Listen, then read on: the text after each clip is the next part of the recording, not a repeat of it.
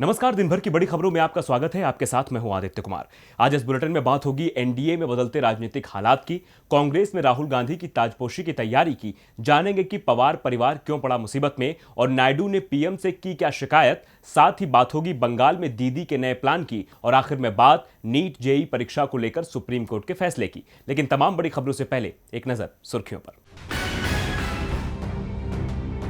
बिहार की नीतीश सरकार ने किया बड़ा ऐलान। स्वास्थ्य मुसीबत के चलते 6 सितंबर तक बढ़ाई गई पूर्णबंदी की अवधि। जरूरी सामानों की आपूर्ति के अलावा बंद रहेंगी सभी दुकानें। बिहार में नेताओं के दल बदल का सिलसिला जारी। आरजेडी से निष्कासित 3 विधायक प्रेमा चौधरी, महेश्वर यादव और डॉक्टर अशोक कुमार जेडीयू में हुए शामिल। बिहार में नेताओं के दल बदलने का सिलसिला जारी। महामारी से थमी इसरो की रफ्तार। गगनयान और चंद्रयान 3 मिशन में हो सकती है देरी। 2020 की जगह 2021 में मिशन को उड़ान देगा इसरो। इंफोसिस के संस्थापक नारायण मूर्ति ने की भारतीय क्रिकेट टीम के पूर्व कप्तान महेंद्र सिंह धोनी की तारीफ। कहा, कॉर्पोरेट जगत लीडरशिप के बारे में सिर्फ धोनी के मैच देखकर ही सीख सकता है। हफ्ते के पहले कारोबारी दिन बढ़त के साथ बंद हुआ बाजार। सेंसेक्स 173 अंक ऊपर 38,051 के स्तर पर, तो वहीं निफ्टी 51 अंकों की तेजी के साथ 11,259 के स्तर पर हुआ बंद। सुर्खियों के बाद अब बात करते हैं आज की सबसे बड़ी खबर की। बीजेपी की यह रणनीति रही है कि राज्य में वो पहले मजबूत क्षेत्रीय पार्टी से गठबंधन करती है, फिर उसकी ताकत पाकर अपना विस्तार करती है। बिहार से पहले हमने ये महाराष्ट्र, हरियाणा, गोवा में देखा, जहां शिवसेना, इंडियन नेशनल लोकदल और महाराष्ट्रवादी गोमांतक पार्टी कभी बीजेपी से मजबूत थी। बाद में बीजेपी से इन्होंने गठबंधन किया और आज इन राज्यों में बीजेपी ने इन्हें पीछे छोड़ दिया। अब कुछ वैसा ही बिहार में भी देखने को मिल रहा है और आज बिहार में बीजेपी की इसी कोशिश पर चर्चा के लिए हमारे साथ मौजूद है राजीव जी। लेकिन उससे पहले एक रिपोर्ट देखिए। गठबंधन की राजनीति में दलों के बीच उठापटक आम बात है, खासकर जब चुनाव करीब हो तो सियासी घमासान तेज हो जाता है।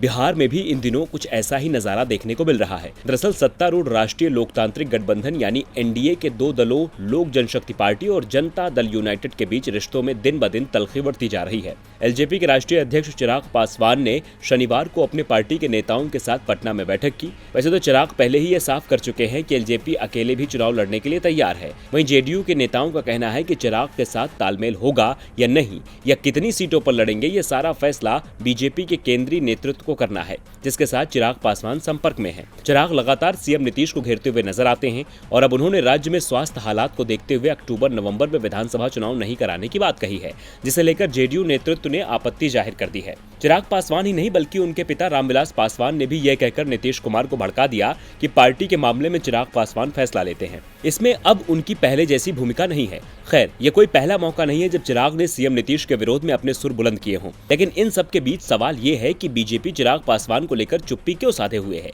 क्या चिराग पासवान खुद बीजेपी के इशारे पर तो काम नहीं कर रहे? आपको बता दें कि जेडीयू के वरिष्ठ नेता पहले ही कह चुके हैं कि वे स्थिति को करीब से देख रहे हैं और ये पता लगाने की कोशिश की जा रही है कि क्या चिराग के बयान बीजेपी प्रायोजित हैं या चिराग ये सब गठबंधन में ज्यादा सीटें पाने की रणनीति के तहत कर रहे हैं। दोनों पार्टियों के बिगड़ते रिश्ते के बीच बीजेपी पूरे देश में और बिहार में अपने दम पर खड़ी होने की अपनी नीति का पालन कर रही है। राज्य में बीजेपी सबसे बड़ी पार्टी के रूप में उभरना चाहती है। लक्ष्य को हासिल करने के लिए बीजेपी ने हाल ही में महाराष्ट्र के पूर्व मुख्यमंत्री देवेंद्र फडणवीस को बिहार का चुनाव प्रभारी बनाया है, जो एक सख्त सौदेबाज माने जाते हैं। बीजेपी के लिए 2020 का बिहार चुनाव 2015 के इलेक्शन से बहुत अलग है। बीजेपी अब बिहार में राजनीतिक स्थिति का पूरी तरह से दोहन करना चाहती है, क्योंकि प्रमुख विपक्षी दल आरजेडी इस समय कई परेशानियों से घिरी है। राज्य में कांग्रेस भी बहुत मजबूत स्थिति में नहीं है। ऐसे में बीजेपी के पास उभरने का सही मौका है। खैर, अब देखना होगा कि बिहार की सियासत आगे क्या मोड़ लेती है। राजू जी, बहुत बहुत स्वागत आपका। धन्यवाद आदित्य। राजू जी, चिराग का नीतीश पर सख्त होना और बीजेपी पर नरमी दिखाना नीतीश को लगातार दबाव में बनाए रखने की ये बीजेपी की रणनीति दिख रही है। क्या बीजेपी नीतीश के सहारे बिहार की सत्ता कब्जाना चाहती है? क्या जेडीयू का भी हाल वैसे ही होगा जैसा बीजेपी के दूसरे सहयोगियों का हुआ है? जी आदित्य, एक पुरानी कहावत है, उंगली पकड़कर पहुंचा पकड़ना। भाजपा के आज के तौर तरीके पर यह कहावत सटीक बैठती है, जो अक्सर अपने को सहारा देने वालों पर ही हावी हो जाती है। बिहार में सत्ता तक पहुंचने की भाजपा की ख्वाहिश भला कौन नहीं जानता। बीते चुनाव में जब नीतीश कुमार ने लालू प्रसाद से हाथ मिलाकर महागठबंधन बनाया था तो भाजपा को सत्ता से बाहर बैठना पड़ा था, लेकिन कुछ वक्त बीतते ही भाजपा ने अपनी रणनीतियों को शक्ल देना शुरू किया। नीतीश कुमार को महागठबंधन से अलग किया, उनसे हाथ मिलाया और सत्ता में भागीदार बन गई। इस वक्त बिहार में भाजपा जेडीयू के छोटे भाई के तौर पर सत्ता में है, लेकिन आम चुनाव में जीत के बाद से ही उसकी महत्वाकांक्षाएं बढ़ी हुई हैं और अब वो बड़े भाई की भूमिका में आना चाहती है। कई ऐसी खबरें बीते दिनों जो हैं वो आई हैं कि भाजपा सीट बंटवारे को लेकर नीतीश कुमार पर दबाव बना रही है। इस वक्त जिस तरह लोजपा के युवा मुखिया चिराग पासवान नीतीश सरकार पर सवाल उठा रहे हैं, लेकिन केंद्र में भाजपा के बड़े नेताओं से वो मिल भी रहे हैं, उनसे भी यही नजर आ रहा है कि चिराग के जरिए भाजपा नीतीश कुमार को कमजोर करना चाहती है ताकि चुनाव के वक्त अपने मन मुताबिक फैसले ले सके। इससे पहले महाराष्ट्र में हम देख ही चुके हैं आदित्य की कैसे सत्ता में हिस्सेदारी को लेकर शिवसेना और भाजपा में ठन गई थी, जिसका नतीजा यह हुआ कि उनका गठबंधन टूटा और एनसीपी और कांग्रेस के सहयोग से शिवसेना ने सरकार बना ली। भाजपा नहीं चाहेगी कि बिहार में ऐसी कोई स्थिति बने, इसीलिए वो पहले ही नीतीश कुमार पर हावी होना चाहती है। चिराग पासवान के अचानक नजर आने वाले तल्ख तेवर तो आदित्य यही बताते हैं। शुक्रिया राजू जी तमाम जानकारी के लिए। बढ़ते हैं अपनी अगली खबर की ओर। राजस्थान कांग्रेस में जारी कलह अब शांत हो चुकी है और पार्टी को एकजुट करने में सबसे अहम भूमिका कांग्रेस सांसद राहुल गांधी और महासचिव प्रियंका गांधी ने निभाई है, जिसके बाद से ही कयास लगाए जा रहे हैं कि राहुल को फिर से कांग्रेस अध्यक्ष बनाने की कोशिशें चल रही हैं। भले ही राहुल गांधी ने अध्यक्ष पद का त्याग कर दिया हो, लेकिन वो अपनी जिम्मेदारी नहीं भूले हैं। जब भी कांग्रेस पर मुसीबत आती है तब राहुल गांधी सामने आते हैं और मामले को पूरी तरह से सुलझाते हैं। इसका ताजा उदाहरण राजस्थान है। जैसे ही पायलट ने गहलोत के सामने आवाज उठाई, वैसे ही राहुल गांधी ने कमान अपने हाथ में संभाली और रेगिस्तान में कांग्रेस के हाथ को बरकरार रखा। अब 3 सदस्यीय समिति का गठन कर पायलट की मांग भी पूरी कर दी है। उन्होंने समिति में अपने करीबियों को जगह दी है। अहमद पटेल, केसी वेणुगोपाल और अजय माकन को समिति का सदस्य बनाया गया है। कहा जा रहा है कि राहुल के करीबियों से पायलट गहलोत के सामने झुकने से गुरेज नहीं करेंगे और पार्टी में सारी तकरार खत्म हो जाएगी। अब राहुल ने राजस्थान की राजनीति में आई उथल पुथल को शांत कर दिया, लेकिन कांग्रेस अध्यक्ष पद पर संशय अभी भी बरकरार है। राहुल गांधी के एक्टिव मोड में आने के बाद से ही कयास लगाए जा रहे हैं कि वो ही कांग्रेस के अध्यक्ष बनेंगे। दरअसल 2019 के लोकसभा चुनाव के बाद राहुल ने अध्यक्ष पद त्याग दिया था। उन्होंने कहा था कि पार्टी की स्थिति ठीक नहीं है, मैं हार की जिम्मेदारी लेता हूं। उनके इस फैसले के बाद सोनिया गांधी ने अंतरिम अध्यक्ष के तौर पर जिम्मेदारी संभाली, लेकिन अब उनका कार्यकाल भी खत्म हो चुका है, जिसके बाद से संशय बरकरार है और इस सस्पेंस के बीच राहुल गांधी का एक्टिव मोड में आना कई अटकलों को जन्म दे रहा है। उन्होंने जिस तरह से राजस्थान का मामला सुलझाया है, उसके बाद से ही कहा जा रहा है कि उनके सिर ही अध्यक्ष पद का ताज सजेगा। यहाँ तक कि पार्टी के नेता तो कई बार उन्हें अध्यक्ष बनाने की मांग कर चुके हैं। अब देखना होगा कि क्या वाकई राहुल गांधी एक बार फिर संभालते हैं जिम्मेदारी।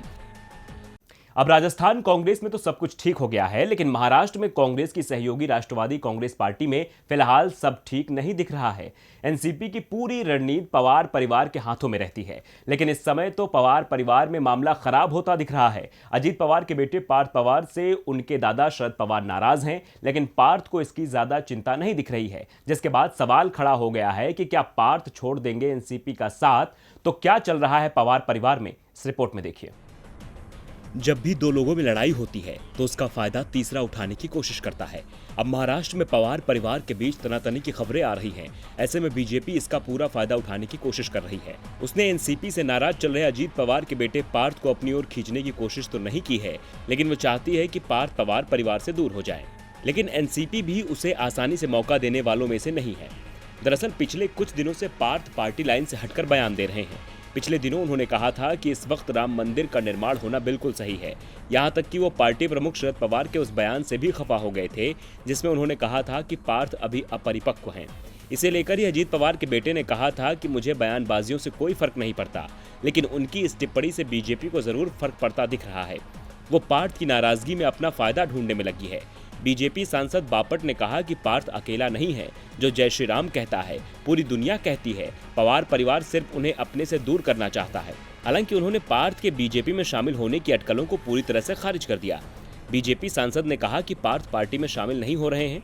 अब भले ही बीजेपी ने इनकार कर दिया हो, लेकिन एनसीपी उनकी पॉलिटिक्स को अच्छी तरह से समझती है, इसलिए पार्टी की ओर से कहा गया है कि सब कुछ ठीक है। एनसीपी के वरिष्ठ नेता प्रफुल्ल पटेल ने मुंबई में कहा कि शरद पवार बनाम अजीत पवार का जो मुद्दा विपक्ष खड़ा करने की कोशिश कर रहा है, वैसा कुछ भी पार्टी में नहीं है। वैसे भी पार्थ के बयान को लेकर जो संशय था, वो शरद पवार की टिप्पणी के बाद खत्म हो चुका है। वहीं स्वास्थ्य मंत्री राजेश टोपे ने कहा कि पवार परिवार एक आदर्श परिवार है और एकजुट है। पवार साहब वरिष्ठतम नेता हैं।